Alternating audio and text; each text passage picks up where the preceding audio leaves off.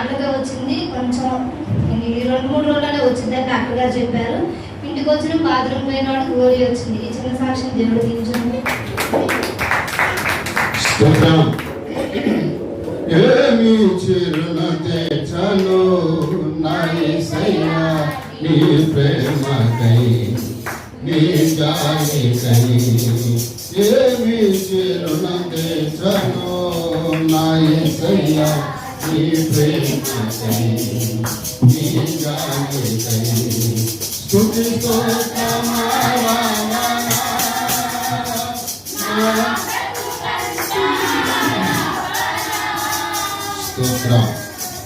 ఇలా మరి కుమారుడికి దేవుడు గొప్ప కార్యం చేశాడు. అందుని బట్టి దేవుడికి స్తోత్రం చేద్దామా? హల్లెలూయా. మన దేవుడు నమ్మదగిన వారు, సమస్తమైన కార్యాలు చేయవారు. స్తోత్రం. మరి కొన్ని పాటలు మనం పాడేటప్పుడు బయట ఉంటారు వినరా? ఆ పాటలు మనం కూడా చెప్తాం. కోళ్ళు అన్ని పాటలు ఆ పాట పెట్టుకొని మనం పాడితే పాట నేర్చుకోవచ్చు. ఒకరు పాడేటప్పుడు ఎట్లా ఉంటుందంటే వాళ్ళ ఊరిలో వెళ్ళిపోతున్నట్టు బయట నేను విన్నా ఒకసారి చూస్తాను. ఇప్పుడు సంజయ్ పాట పాడింది అసలు దాని స్థాయి దాన్ని ఒకసారి విని ఎవరైనా ఒక్కరు కాదు చూస్తారు అందరూ మన పాట పాడేటప్పుడు బయట అనేక వింటూ ఉంటాం. స్తోత్రం. కాబట్టి మీరు మనం దాన్ని ఏ పాట అన్ని పాటలు ఫోన్లో వస్తుంది. ఈ పాడాలి, ఆ పాట పాడాలని ఆసక్తి ఉంది. ఇక్కడికి వచ్చిన తర్వాత మనం చూసి పాడుకోవటం కాదు. ఇండియా ఎంతమంది ఖాళీగా ఉంటారు? ఖాళీ గురించి మీకు సరే మరి పాటలు నేర్చుకుంటాం కదండి. స్తోత్ర. లేదా నాకు ఒకప్పుడు చదువు లేదు, ఏమి లేదు, పాటలు పాడటం కూడా వాళ్ళని ప్రాణం పెట్టుకుని పాడుతున్నాను. కారణం సాధన చేయాలి. సంజయ్ పాట పాడింది నజరేయుడా. బయట ఏమనుకుంటారంటే పాస్టర్ గారిని ఆపడుతుంటే నజరేయుడా నా యేసయ్యా ఎన్ని యుగాలకైనా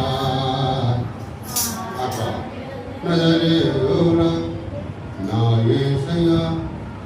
స్తోత్రం. పరిగెత్తి మంచిది నేర్చుకుందాం, ఎందుకంటే అది మనకే మంచిది. ఒకసారి కాలూరు ప్రభాతమ్మ, నేరమ్మ, కొంతమంది బృందం ఈ బ్రహ్మగుడ్డి వాళ్ళు పాట పాడితే వాళ్ళు ఉన్నవాళ్ళు కొంచెం పెద్ద కూర్చొని వాళ్ళ ఇంట్లో ప్రార్థన పెడితే వాళ్ళు అన్నారు, భాష గారు మీరు బృందం బాగుండండి అన్నారు. అలాగే నేనన్నా బయటికి వెళ్ళినప్పుడు నలుగురు మనం చూస్తూ ఉంటాం. ఈ పాస్టర్ గారు బాగా అక్కడక్కడ వాడబడుతున్నారా, అసలు ఈ సంఘం ఏమి చూద్దాం అనుకుంటూ కొంతమంది ఉంటారు. స్తోత్రం. అలాగే గుంటూరు వెళ్ళాం. గుంటూరు వెళ్తే అసలు దేవుడు అంటే తెలియని ఒప్పుకున్నారు. పాస్టర్ గారు నెంబర్ 1 చెప్పారు. వాళ్ళు కూడా పాట బాగా పాడారు. స్తోత్రం. అలా మనకి పేరు రావు. ఇలా పాడుతున్నామంటే పాడుతున్నాం గుంటూరు స్టేలో పడ్డట్టుగా స్తోత్రం. చక్కగా నేర్చుకుంటే అది మనకు ఉపయోగం. ఈ దేవుని నామానికి మనం ఘనత తెచ్చుకున్నవి ఉంటాం. దావీదు అంటాడు, దేవా నీ సన్నిధిలో నేను కొత్త కీర్తన పాడేదాను. మంచిది. చూడండి అంశము పచ్చని ఒలివ చెట్టు. చెప్పాలి ఏంటన్నా? పచ్చని ఒలివ చెట్టు. 52వ కీర్తన 8వ వచనం చదువుకుందాం.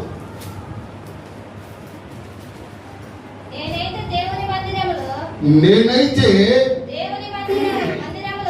దేవుని మందిరములో పచ్చని ఒలివ చెట్టు వలె ఉన్నాను. నిత్యము దేవుని కృపయందు నమ్మిక ఉంచి ఉన్నాను. ప్రార్థన చేసుకుందాం. పరిశుద్ధుడానికి వందనాలు. కృపాకరికం గల మా తండ్రి, దయగల యేసయ్యా, చదవనట్టు లేఖనాల నుంచి కొద్ది నిమిషాలు నాతో మాతో మీరు మాట్లాడండి.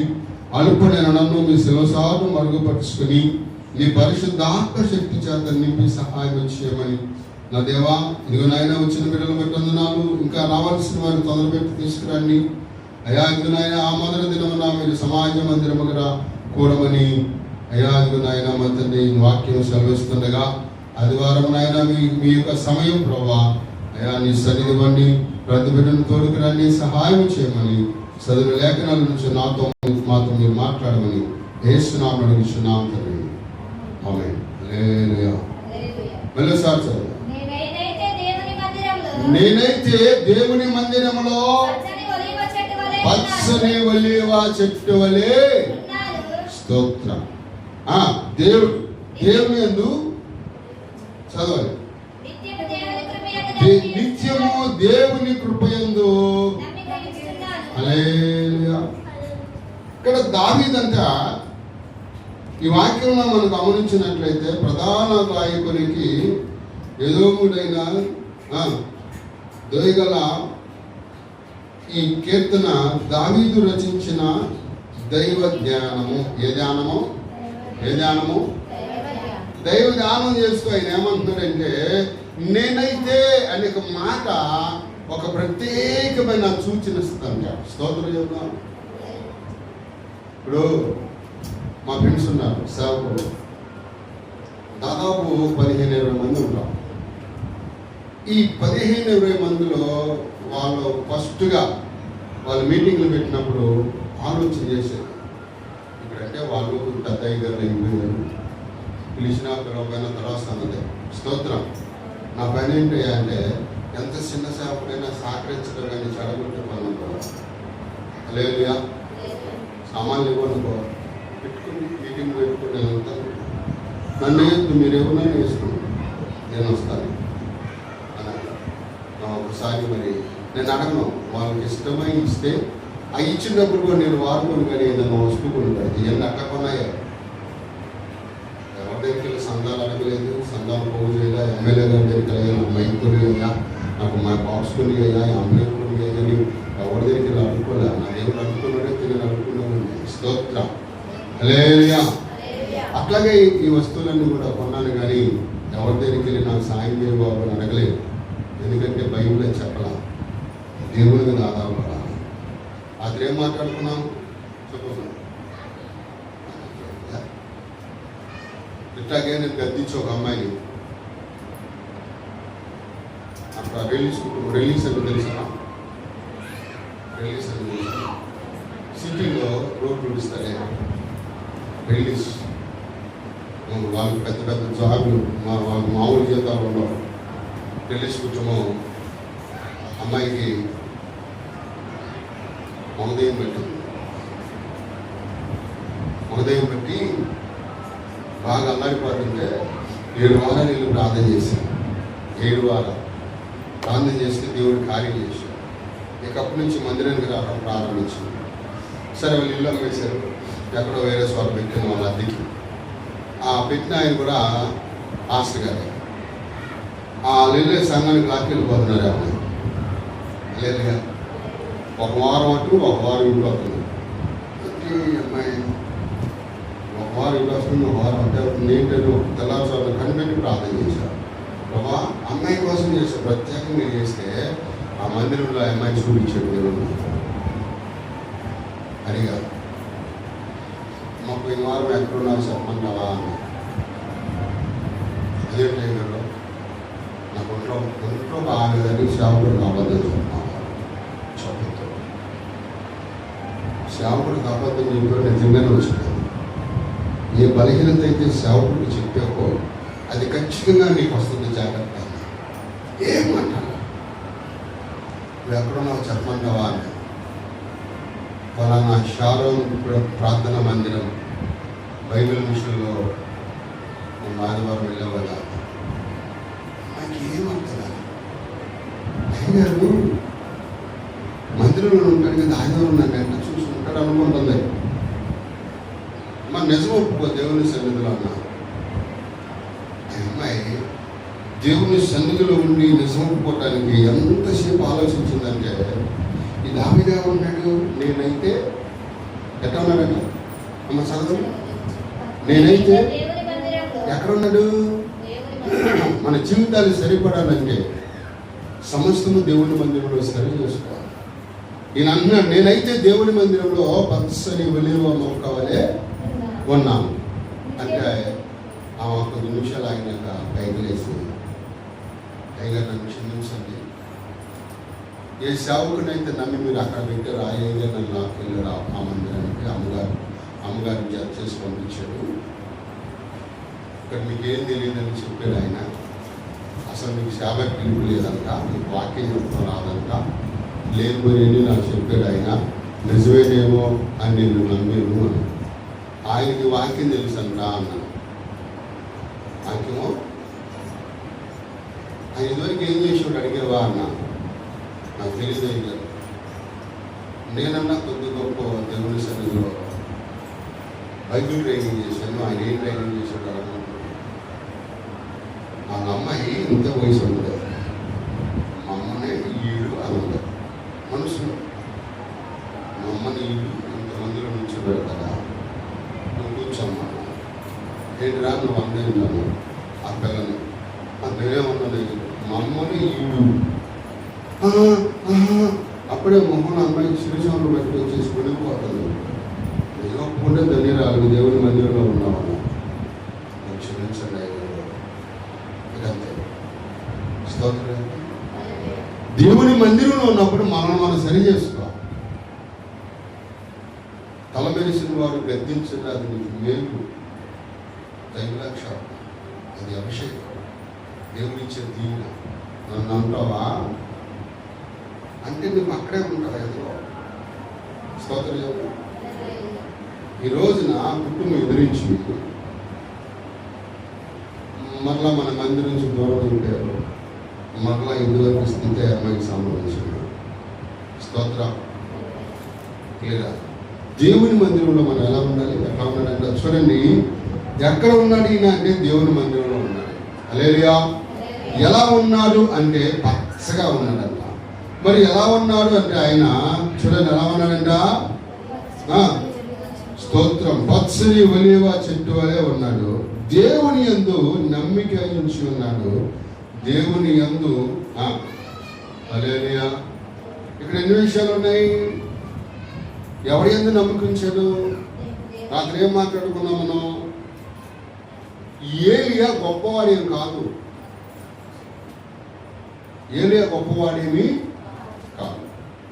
నేనేమంటానంటే ఏలియా ఏ గొప్ప దేవుడిని అయితే నమ్ముకున్నాడో ఆ గొప్ప దేవుడే అతనికి అసాధ్యమని దేవుడు సాధ్యం చేశాడు.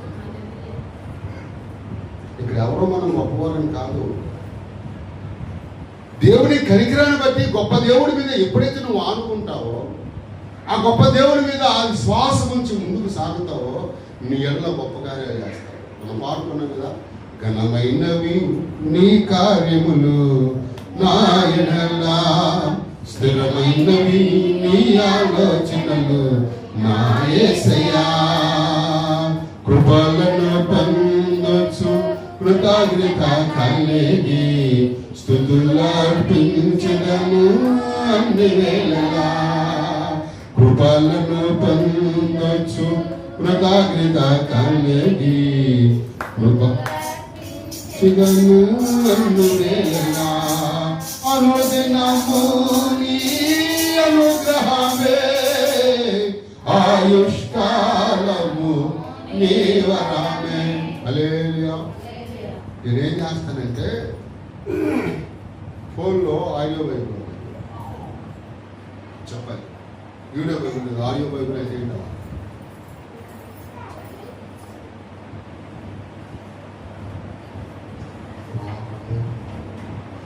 ఇదివరకు టేప్ రికార్డులు ఎంతమందికి ఉన్నాయి? అవి అంటారు ఆడియో టేప్ రికార్డ్. ఆడియో అంటే మనకి ఎంత పట్టు బొమ్మ కనపడదు. స్తోత్రం. హల్లెలూయా. వీడియో వేరు. వీడియో అంటే బొమ్మలు కనపడతాన్ని వీడియో రికార్డ్ అంటారు. ఆడియో బైబిల్ అంటే ఆయన కన్నా మొదలుకొని ప్రకటన మొదలుకొని ఈ చదువులో ఆటను డౌన్లోడ్ చేసుకొని బైబిల్ దగ్గర పెట్టుకో. సంవత్సరంలో బైబిల్ పూర్తి చేస్తాం. స్తోత్రం. దాని ద్వారా ఇప్పటికి నేను 12 సార్లు బైబిల్ చదివాను. 13సారి ఇప్పుడు ఎక్కడ ఉన్నానంటే ఇరిమియా గ్రంథం దగ్గర ఉన్నా. 13సారి ఇరిమియా గ్రంథం. ఖాళీ ఉన్నప్పుడు ఏం చేస్తారు? ఒకరోజు నాకు పనులు రావటం కుదరదు, ఎవరో ఒక నిలబడి వాక్యం కుదరదు, మాట్లాడి చెప్పే ఆలోచన ఉండాలిగా. నా పద్ధతి అదే. ఇప్పుడు మర్రి చెట్టు ఉంది, మొక్కలు మొలవు అంట. కొన్ని సంఘాలు ఉన్నాయి, కొన్ని సంఘాల్లో అమ్మగారే పాటలు, అయ్యగారే పాటలు, అయ్యగారి పిల్లలే పాటలు, సంఘస్థులు కావాలి. ఏ గొడవల సంఘాల్లో సరే ఖాళీ ఉన్నప్పుడు నాకు రాని పాటలు ఏమైనా ఉంటే 1, 2, 3 సార్లు విని దాన్ని నేర్చుకుంటా ట్రై చేస్తాను. నాకు వచ్చేసింది, నాకు అంతా తెలిసిపోయింది అనుకోకూడదు. మన జీవితాంతం అంతా కూడా నేర్చుకోవడం దేవుని సన్నిధిలో. హల్లెలూయా. బైబిల్ పెద్ద గని, అది ఎవరికి అర్థం కాదు. అది ఎవరికి? నాకు అంతా తెలుసు అన్నవాడు మూర్ఖుడు. అసలు అలాంటి వాడు ఇది ఏమైనా ఒక అయ్యగారికి ఒకటే గోపికో నాగరాజుకో పెళ్లి చేయడానికి వెళ్ళిన అయ్యగారు అంటే ఆమె మాట కూడా సరిగ్గా రాలేదు. నేనంటే ఏమని ఉంటున్నారు, మామూలు కాదు నేను అలా మామూలు కాదండి ఆయన, మామూలు అడిగితే నాకు ఇంకొకటి అవుతున్నాను. అప్పుడు నాకు ఇంకా మ్యారేజ్ సర్టిఫికేట్ రావాలి. స్తోత్రం. చక్కగా వచ్చాడు. అక్కడ ఆయన పాట పాడితే ఆ పాట దగ్గర డమ్ము కొడితే ఒక్కసారి నాకు డమ్ము కూడా చూసేది. ఆయన ఐడియా వచ్చి ఉండాలి. దేవుడు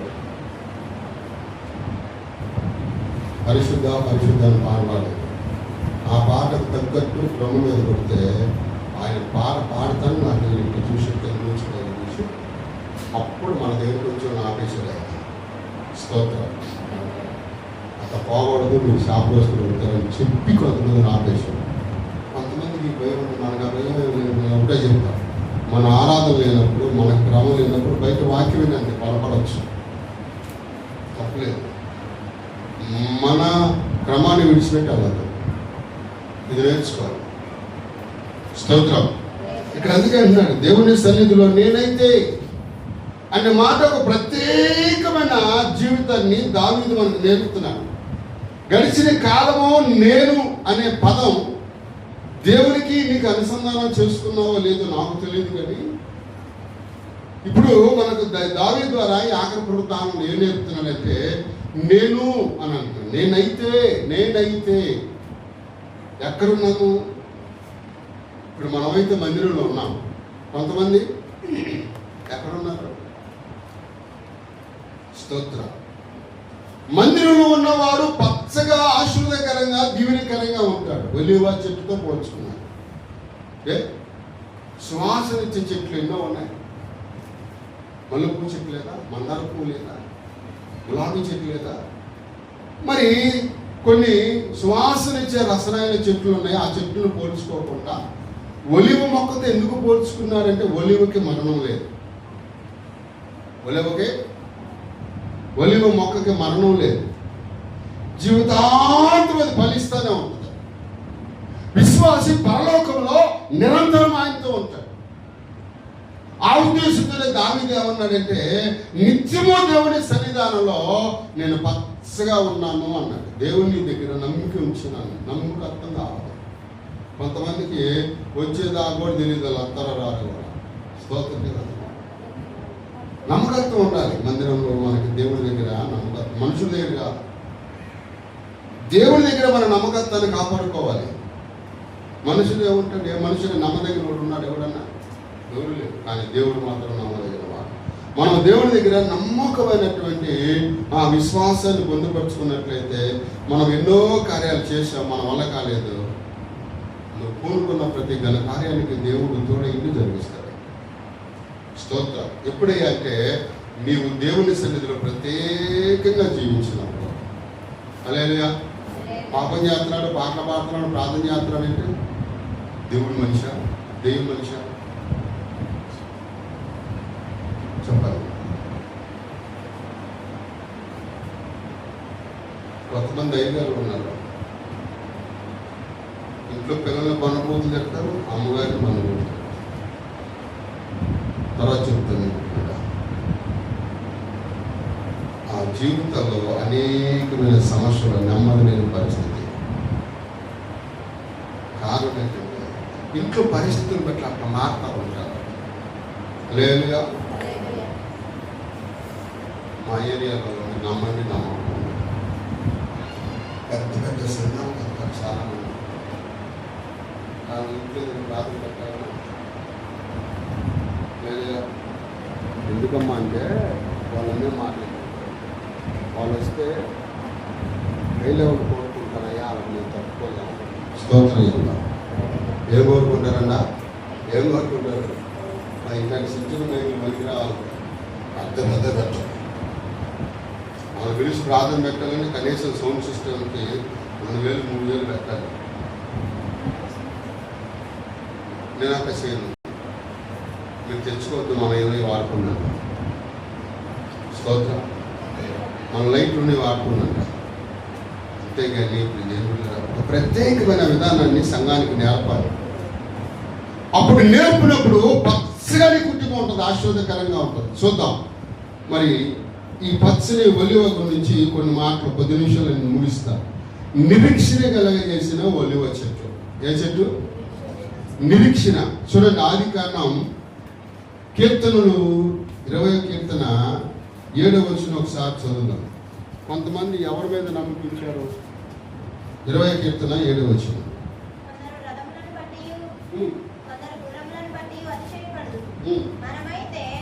మనమైతే మన దేవుడైన యెహోవాను బట్టి, స్తోత్రం. ఎవరిని బట్టి మనం అతిశయించాలి?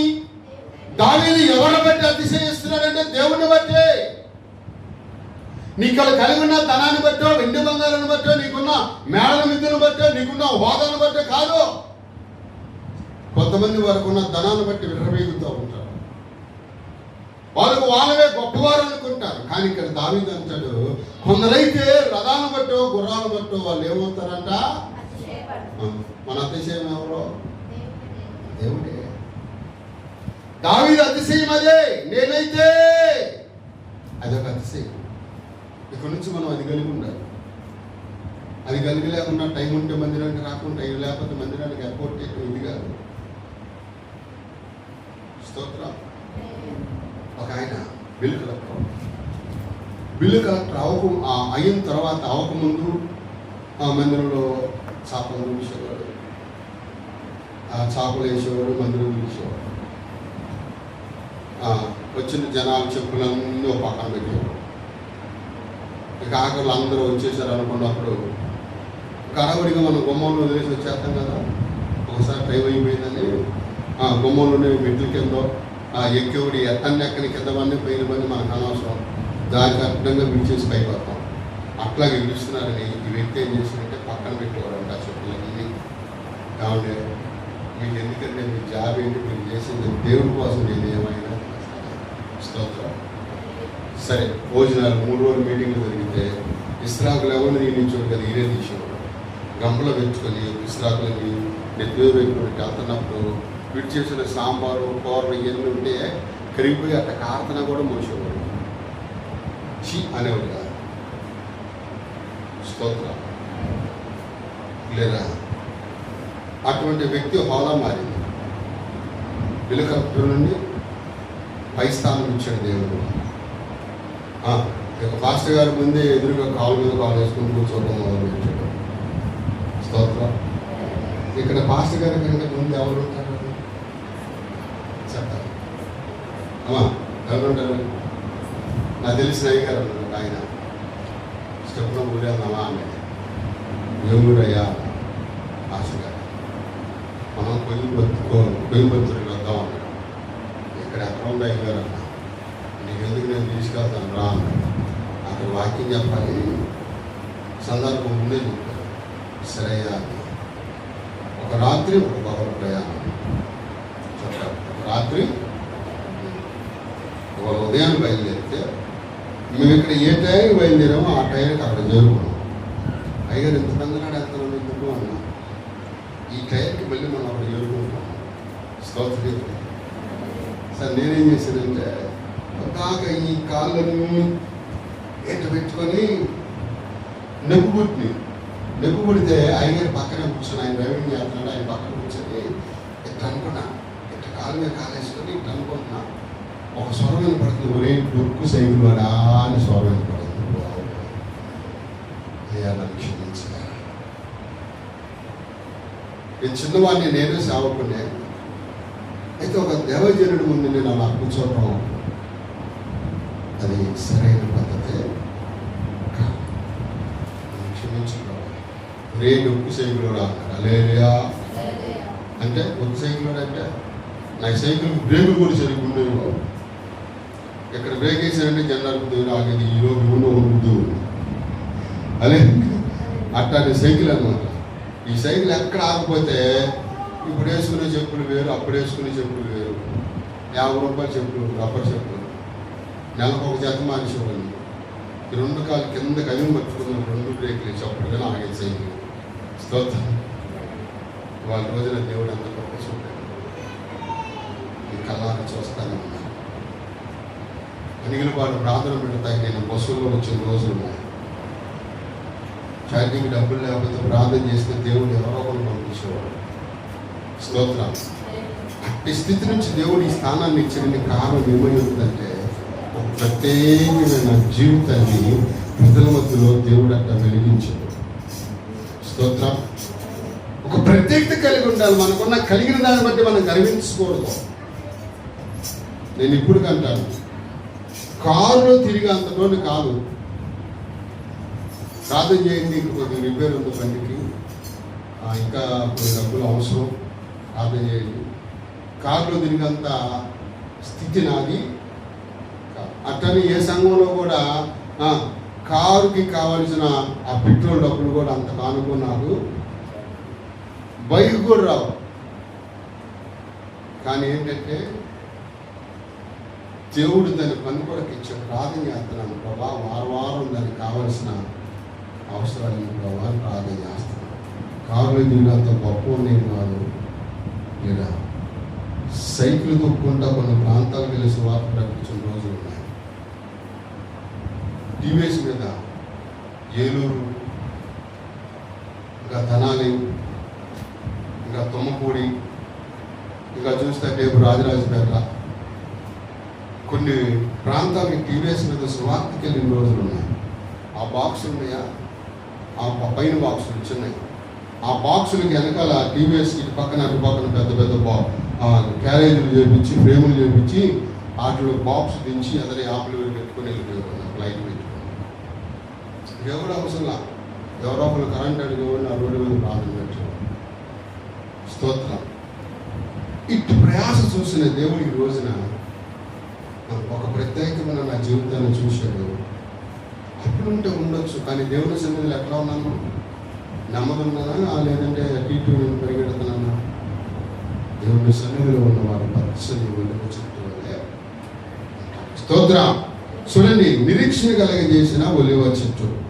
ఆదికాండం 8:7 ఆదికాండం 8, 10, 11 ముందు ఒకటి చదవాలి త్వరగా. అతను మరి 7 దినములు వాడల నుండి వెలుపలికి విడిచెను. సాయంకాలమున అది అతని యొద్దకు వచ్చినప్పుడు త్రొంచబడిన ఒలివ ఆకు కనుక నీళ్లు తగ్గినాయని. స్తోత్రం. ఆయనకి ఏ నిరీక్షణగా ముందు కాగిని పంపించాడంట. కాగిన సత్యని సేవలు పిలుపుకుంది అన్నారు. క్రిస్మస్ పండుగ చేసుకుందంట కాకి. తర్వాత ఎవరిని పంపించాడు? పావురాన్ని పంపించినప్పుడు ఒలివ మొక్క చూడండి, ఎప్పుడన్నా పావురాలకి ఒక మొక్క నోట్లో పెట్టుకొని ఎగురుతూ ఉంటుంది. ఆ మొక్కే ఒలివ మొక్క. ఈ మొక్కను తీసుకొచ్చినప్పుడు నోవాహు గారి కంటే ఒక నిరీక్షణ కలిగిందంట. భూమి మీద మనం అప్పుడు పెట్టచ్చు. స్తోత్రయుగం. అట్లాగే 8వ అధ్యాయం 10, 11 అదే అది కాండమే 8వ అధ్యాయము 10, 11 7వ వచనం చదవమన్నాగా. ఒక కాకి వెళ్ళి చాలు. అది బయటకు వెళ్ళి భూమి మీద నుండి నీళ్లు ఎక్కిపోవు వరకు ఇటు అటు తిరుగుచుండెను. స్తోత్రం చెబుదామా. ఈ కాకి ఏం చేసుకుంటుందంట చెప్పాలి. చచ్చిన శవాల్ని ఏం చేస్తుందంట? హల్లెలూయా. అది నీళ్ళలో నానిపోయిన మెత్తగా దానికి అమరుస్తుందంట. ఆ నీళ్ళలో కొట్టుకుపోయిన శవాన్ని బిగుతుంటే మంచి రుచిగా ఉందంట. ఇక నోవాహు వాడ గుర్తు రావాలి దానికి. అంతమందికి అన్నీ జరిగేటప్పుడు దేవుని సన్నిధి గుర్తు రాదు. స్తోత్రం. అన్ని చేతి నిండా ఇంటి నిండా డబ్బులు ఉన్నాయనుకో, ఇక దేవుడు వాళ్ళకి ఏమాత్రం కూడా వాళ్ళకి కలిపే. హల్లెలూయా. అందుకని ఇక్కడ అంటాడు ఒలివ పావుడు ఏం చేసిందంటే ఆ ఒలివ. అందుకంటే రోమపత్రిక 8వ అధ్యాయం 24వ వచనం ఒకసారి చదువుతాం. రోమపత్రిక 8వ అధ్యాయం 24వ వచనం.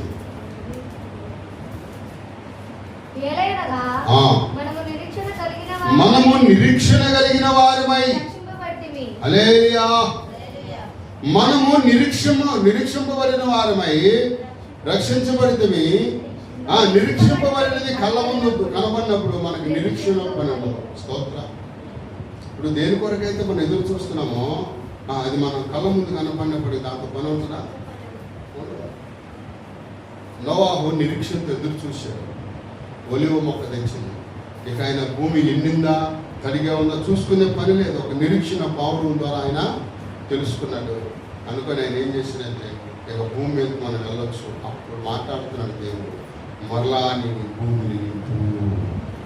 ఆదాము చెప్పాడు. ఆదాము ఫెయిలైంది. తర్వాత ఎవరు చెప్తున్నాడు? నోవాహు చెప్తున్నాడు. స్తోత్రం చెప్దాం. హల్లెలూయా. ఈ రెండో చెట్టు పదవిని నిరాకరించిన చెట్టు. ఏ చెట్టు అంట? పదవిని. కొంతమంది అంటారు నన్ను, అయ్యారు మిమ్మల్ని బిషప్ చేస్తున్నారా అన్న. బిషప్ ఏముంటాయా? స్తోత్రం చెప్తాను. బిషప్ ఏముంటుంది? కొంతమంది అంటారు మా పెళ్లి చూపులో చేయరు, నీకు సెక్రటరీ పదవి ఇస్తాం. పాస్టర్ పదవి కంటే ఎన్ని గొప్పయా? సంఘ కాపరి కంటే ఇవన్నీ గొప్పయా? తోకలేదు అవసరం నా వద్దు బాబు నన్ను ఎక్కడ ఉన్నాయని అంట. స్తోత్రం చెప్తామా. ఇవన్నీ మనకు అనవసరం. చదవండి ఒకసారి. న్యాయాధిపతులు 9:9 త్వరగా. న్యాయాధిపతులు 9వ అధ్యాయం 9వ వచనం. మమ్మల్ని ఏలమని ఒలివ చెట్టును అడగగా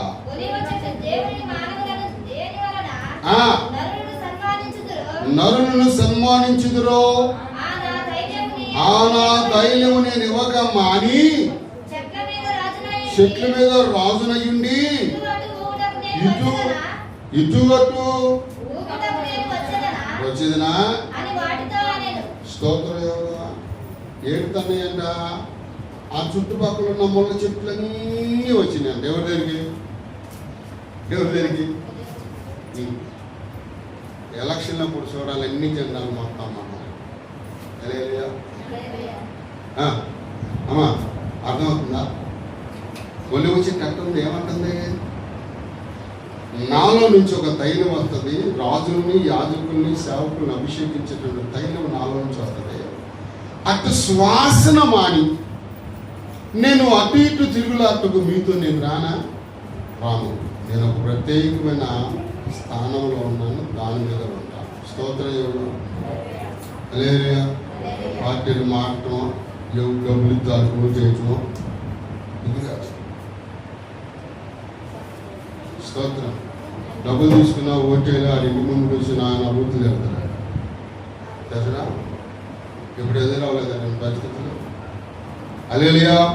ఈ ముళ్ళ చెట్లన్నీ వచ్చి అడుగుతున్నాయి అంటే ఒలివ చెట్టుని అడుగుతుంటే ఇది ఒప్పుకోవట్లేదు, నాకు అవసరం లేదంటుంది. ఏ పదవులతో మనకి అసలు పనే లేదు. పదవులు మనకు అవసరం లేదు. పదవి ఎందుకు? దేవుడు మనకు కావాలి. పదవులతో మనకు పనేమీ లేదు. ఈ చెట్టు ఏ చెట్టు? రేపు 6 నుంచి ఒక పెన్ను ఒకటి నోట్ బుక్ ఒకటి తెచ్చుకుంటే ఇక్కడ ఒక 3 చెట్లు నేను చెప్పాను. పచ్చని, రెండోది నిరీక్షణ కలిగించిన, మూడోది పదవిని నిరాకరించిన ఒలివ చెట్టు. నేను పచ్చగానే ఉంటానురా, లోకంలో అటు తిరిగి ఎండిపోను, నేను దేవునిలోనే నాటుకుని ఉంటాను. స్తోత్రం చెప్తాను. ఈ చెట్టు ఏం చెట్టు అంటే అధికారాన్ని ధిక్కరించింది, హోదాన్ని ధిక్కరించింది, ప్రభువును మాత్రమే నెత్తిన పెట్టుకుంది. స్తోత్రం చెప్తాను. ఈరోజు నన్ను ఎవరిని మోస్తున్నాను, ఈ భూమి మీద దేనికోసం పోరాడుతున్నాను? ఆఖరి చెట్టు చెప్పాలి, పరదేశీని పోషించిన ఒలివ చెట్టు. ఏ చెట్టు? ఏ చెట్టు? పరదేశం ఎవరా? పరదేశం ఎవరా? ఇంకా దేవుడే చెప్పాడంట. మరి దేవుడు ఎట్లా అవుతాడు? చదవండి. ద్వితీయోపదేశకాండం 20:21 చదువుతాం. ద్వితీయోపదేశకాండము 20:21 త్వరగా.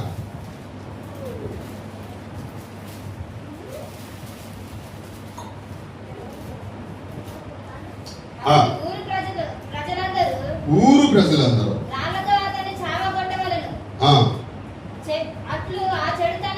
24:20-21 చదవటం.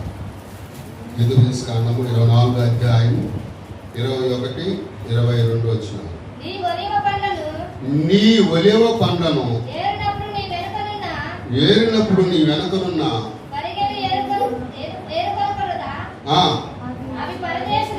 అవి పరదేశులకును, తండ్రి లేని వారికిను, ఎదవరాలకును ఉండవలెన్నో. స్తోత్రం చెప్తామా?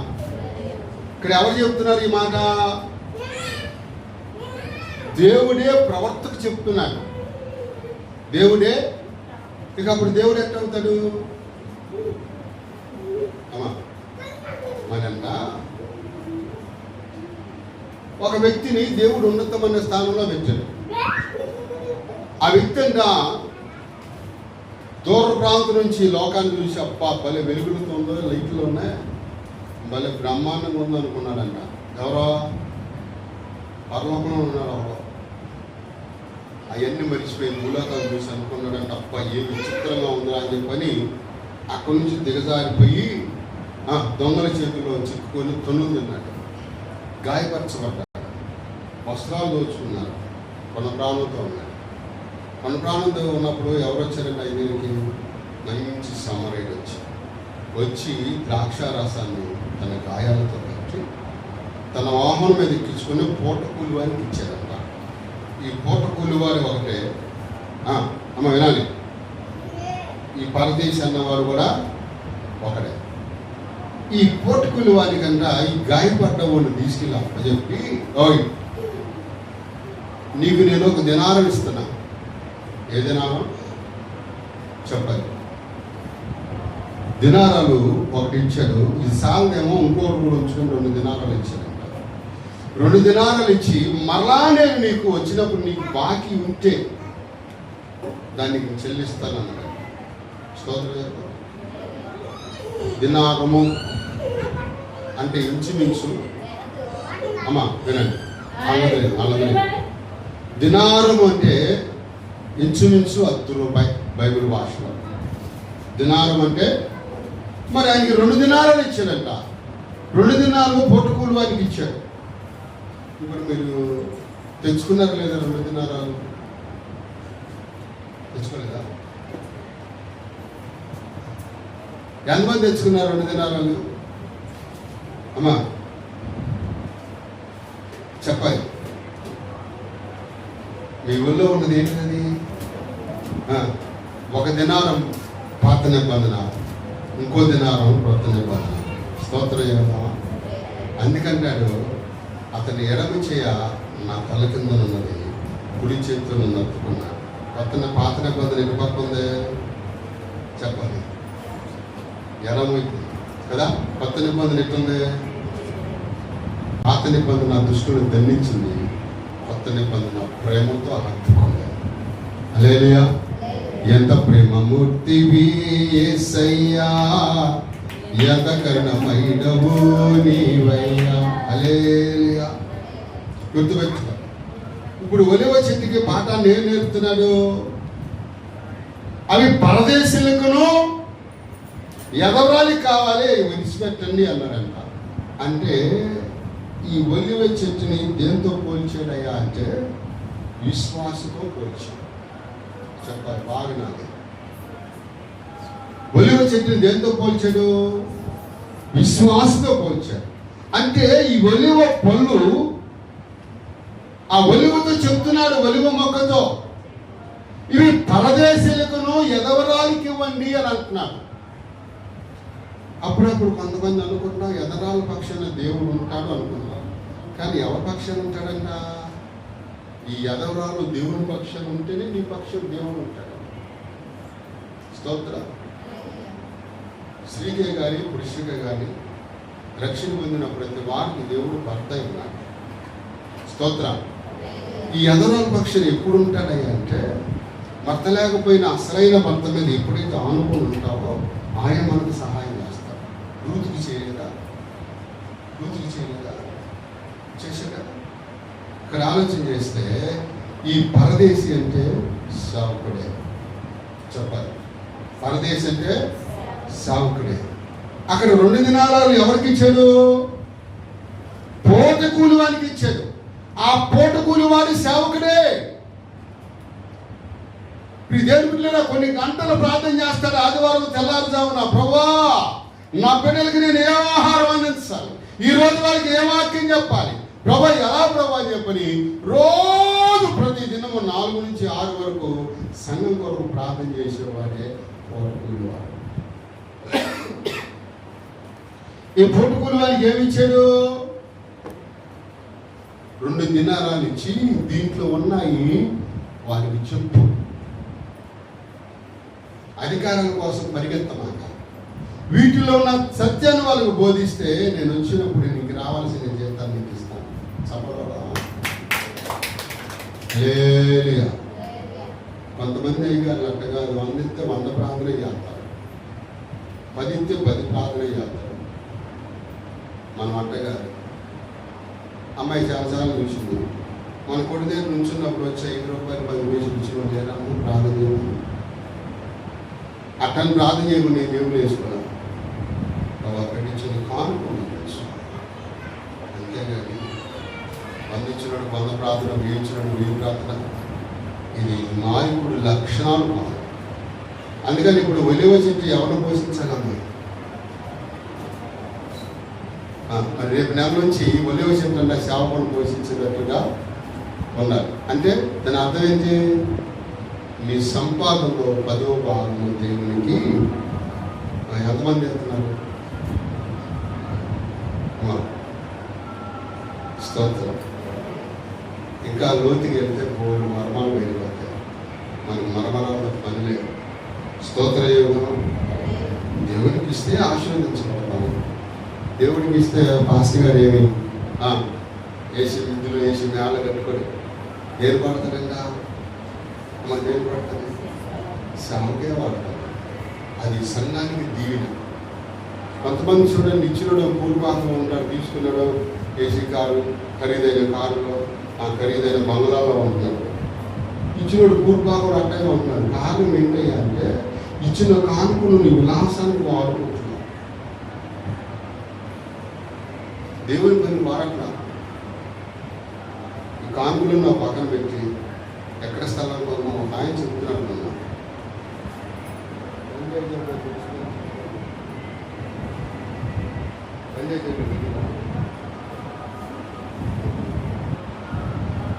ఆ ఐక్యాన్ని చెప్తున్నాడు. ఒక ఆయన సాక్ష్యం. కొంచెం ఎవరన్నా ధనికులు ఉంటే వాళ్ళు అడుగుతారంటే వెళ్ళి మీ స్థలం రాయొచ్చు కదా. అట్లా వాళ్ళు ఆస్తులు సంపాదించాడు. ఆయనతో ఉన్న సేవకులకు ₹1 ఇవ్వడం. ఆనందంగా నేపలు వచ్చాడు. డిసెంబర్లో 3 రోజులు కూడుకులు పెట్టాము. గుర్తుందా?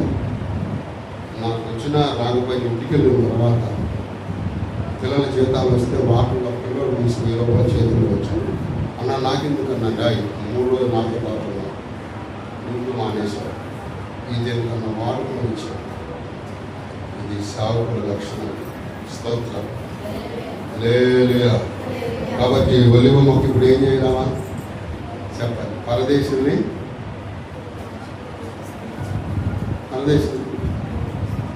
ఇక్కడ మనకి వచ్చే కానుకలే కానీ ఏమైనా కానీ ఇంటి నుంచి వెళ్ళేటప్పుడు పిట్టోళ్ళు కావాలి నమ్ముతారు.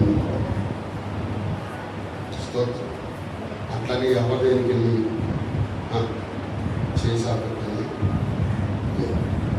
లేదు. మనకు 3 సంఘాలు తిట్టం మాత్రం నేను ఇప్పుడు కార్యం వేసి కూర్చోండి. అట్టగాని ఎవరిని ఇబ్బంది పెట్టే మన 3 రోజులు మీటింగ్ పెట్టే గుర్తుంది. 3 సంవత్సరం 3 రోజుల్లో మొదటి రోజు మనకు చిరాకు అయిపోయింది. ఆ తర్వాత 2వ రోజు నేనున్నాను. ఈ 2 రోజులు కానుకలు పడితే 2వ రోజు 40 రూపాయలు వచ్చినాయి. 3వ రోజు 110 రూపాయలు వచ్చినాయి. అంటే 3 రోజులు మీటింగ్ నాకు వచ్చిన కానుకెంత? నాకు ఖర్చు అయింది 6000 అయింది. వచ్చిన కానుకలు ఎంత? స్తోత్రం. సంఘం సహకరించుకున్నా, సంఘము దైవజనుడు చేయగలుగుతున్నా, సంఘంలో ఏ కార్యము జరగదు. ఆలోచన చేయండి, లేదా ప్రార్థన చేయండి. రేపు నవంబర్లో మనకు 3 రోజులు మీటింగ్లు ఉంటాయి. ఆఖరి రోజు మన మందిరం ఏమన్నా ప్రార్థన పెట్టండి. లేదా నాకున్న పరిస్థితులు బట్టి ఈ సంవత్సరం నేను మీటింగ్ జరపలేకపోయాను. 10, 11, 12 అక్కడ జనవరి 10, 11, 12 ఏమో మన మందిరం యానివర్సరీ. ఇక్కడేమో చెప్పాలి 24, 25, 26 ఆఖరి రోజు మన మందిరం ప్రతిష్ట ఆరాధన. ఎందరు కొందరం దేవుడి మాటలు దీవించుకున్నారు. ఫస్ట్ మొక్క ఏంటి? పచ్చని. 2వది, 3వది అది మాత్రం గొప్పని చెప్పరే. 3వది పదవిని. 4వది చూసారా ఎంత వెనకాడుతున్నారో. 4వది పరదేశీలు పోషించి చూస్తాను. నీకు వచ్చే నెల నుంచి ఎంతమంది పోషిస్తారు పరదేశీలు. స్తోత్రం చేయడం. హల్లెలూయా. షాప్ పెట్టడానికి కారణం ఏంటంటే మన సంఘాలు చిన్న చిన్న సంఘాలు.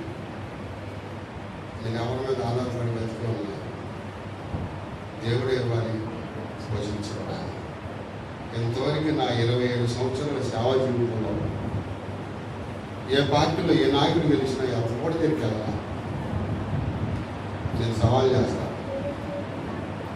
దేవుడు మా నియోజకవర్గంలో నా ఫోటో చూపించాయి. అయ్యా మీకు పాస్టర్ గారు తెలుసాను అట్లని ఎవరైనా అంటారే కానీ వీడ శాంసార్ల దగ్గర వచ్చి కాలు పెట్టుకోవడానికి ఆయన చెప్పడం. అందుకని నా పని అది కాదు. నాకు ఇచ్చాను నాకు ఆయన ఉన్నాడు.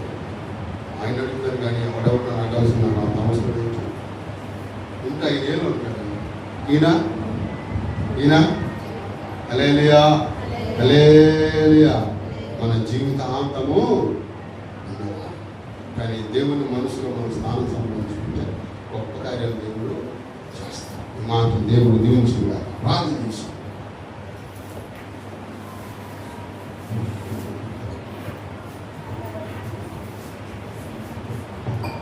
హల్లెలూయా.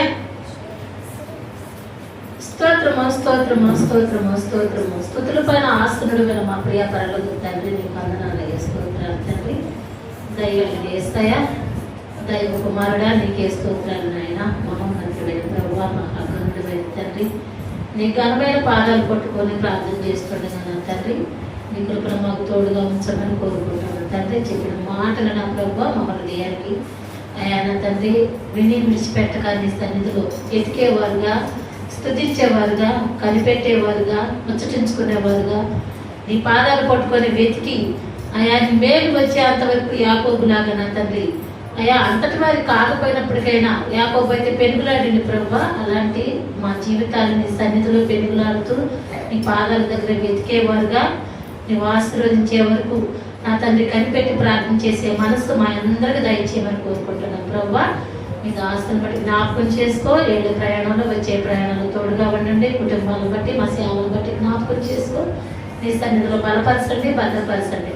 ఇనుసలు మా హృదయాలుగా నా తండ్రి నీ యొక్క జీవమైన మాటలు అయా నా తండ్రి ఒలివల మొక్క వల్ల నా తండ్రి పచ్చని మొక్క వల్ల నీ సన్నిధిలో అయా నా తండ్రి పచ్చని మొక్క అంటే నీ సన్నిధిలో ఎతకటమే నాయన, నీ సన్నిధిలో నిలబట్టమే తండ్రి, నిన్ను పోలి నడుచుకోవటమే యేసయ్య స్తోత్రము నాయన. నీ ఎడలు భయభక్తులు కలిగి జీవించటమే నా తండ్రి, పచ్చని మొక్క వల్ల నా తండ్రి. అలాంటి మనసు మా అందరికి దయచి మనం కోరుకుంటున్నాం ప్రభువా. లోకానికి వేరుగా నీకు దగ్గరగా నీకు సమీపంగా ఉండి నీ మాటలు వినుస్తుండగా నా తండ్రి నీ యొక్క పరిశుద్ధాత్మను పొందుకొని ఆత్మలో నా తండ్రి నడిపింపులో నా తండ్రి ముందుగా నడవటానికి, మా జీవితాలు నీ సన్నిధిలో కొనసాగటానికి, మా బ్రతుకులు నీ సన్నిధిలో సరి చేసుకోవటానికి సహాయం చేసి నిలపమని కోరుకుంటున్నాం ప్రభా. అయా నా తండ్రి లోకం గతించిపోతుంది ప్రభా. గతించిపోయే లోకం మాకు ఏ ప్రయోజనం లేదు కానీ తండ్రి ఎగసించే నీ ఆత్మ నీ యొక్క నా తండ్రి పరలోకం మాకు కావాలి. యేసయ్యా నీకు స్తోత్రం. నువ్వు వచ్చినప్పుడు నా తండ్రి నీ ఎదుట నిలబడాలని ఒక ఆశ నా తండ్రి నా ప్రభువా. నీ పాదాల దగ్గర వెతికినప్పుడు నా తండ్రి నువ్వు వచ్చినప్పుడు నా ప్రభువా నిలబడే మనసు నువ్వు ఇచ్చే దేవుడు భయ్యా నీకు స్తోత్రం నాయన. కనిపెట్టి ప్రార్థన చేసే మనసు, గోజాడి ప్రార్థన చేసే మనసు, పొట్టుదల కలిసి ప్రార్థన చేసే మనసు మాకు దయచేయమని కోరుకుంటున్నాం ప్రభువా నీకు స్తోత్రం నాయన. మా ఎడల కృప చూపే దేవుడివి, ఉచితమైన కృపనిచ్చే దేవుడు భయ్యా నీకు స్తోత్రం నాయన. మమ్మల్ని విడిచిపెట్టే దేవుడు కాదు నాయన, మాట ఇచ్చిన దేవుడివి, మాట నెరవేర్చే దేవుడు భయ్యా నీకు స్తోత్రం నాయన. ఎందుకంటే ప్రభువా మమ్మల్ని సిగ్గుపరుస్తున్న దేవుడు భయ్యా, ఎందుకంటే నీ బిడ్డలుగా రూపొంచుకొని నా ప్రభువా ఈ సమయం వరకు మమ్మల్ని సజీవులుగా ఆరోగ్యవంతులుగా ఉంచి నీ సన్నిధిలో నిలబెట్టిన విధానానికై వందనాలు అయా. రక్షించే దేవుడు కాబట్టి ఎంత మాత్రం త్రోసివేసే దేవుడు కాదు తండ్రి. ఈ రీతిగా రక్షించుకొని ఈ స్థలంలో నా తండ్రి ఇప్పటి వరకు సజీవులుగా ఉంచిన తండ్రి అయా నా తండ్రి మా పట్ల నీ ప్రణాళిక ఏదో ఉన్నది నాయన. అయా నా తండ్రి ఆ ప్రణాళికలో నా తండ్రి కనిపెట్టి ప్రార్థన చేసుకోవటం నా యొక్క మా జీవితాలకు అందరికీ నా తండ్రి ఉపయోగపడే పాత్రలుగా నిలుపుకొని కోరుకుంటున్నాం ప్రభువా నీకు వందనాలయ్యా. ప్రాంత ప్రజలను బట్టి ఈ గ్రామాన్ని బట్టి జ్ఞాపకం చేసుకో తండ్రి నీకు స్తోత్రం నాయన. నీ సన్నిధిలో నా ప్రభువా అయా ప్రభువాన్ని పిలుస్తూ ఈ ఆశీర్వాదం కొరకు నీ ఆత్మ కొరకు ఎదురు చూసే మనసు మా అందరికి దయచేయమని కోరుకుంటున్నాం ప్రభా. తలవంచిన బిడ్డలందరిని బట్టి జ్ఞాపకం చేసుకో. వాళ్ళకున్న అవసరాలు ఏందో అక్కర్లేదో నిన్నేమడుగుతున్నారు తండ్రి. కొరతలు మీరు తీర్చండి, బలహీనత నుంచి విడిపించండి, బలపరచండి. నీ ఆత్మలతో నింపండి ప్రభు నీకు స్తోత్రము నాయన. నీకు వందనాలు తండ్రి. నీ యొక్క తలంపులు మాలో దయచేసి అయా నా తండ్రి ఏదైతే ఆలోచనలో ప్రభా అటు మనసు బిడ్డలందరికీ దయచేసి రాగల రోజుల్లో ఈ కుటుంబాన్ని పేరు పేరు వరుసను దీవించి ఆశీర్వదించమని చిన్న విజ్ఞాపన చిన్న ప్రార్థనని పాద సన్నిధిలోకి చేర్చుకొని పరలోకం నుంచి సమాధానం అనుగ్రహించమని యేసయ్య పరిశుద్ధమైన నామములో స్తుతించి ప్రార్థించని వేడుకుంటున్నాను తండ్రి. ఆమేన్. పరిచయం కొరకు కానుకలు పడుతుండగా చిన్న పాడవ హల్లెలూయా.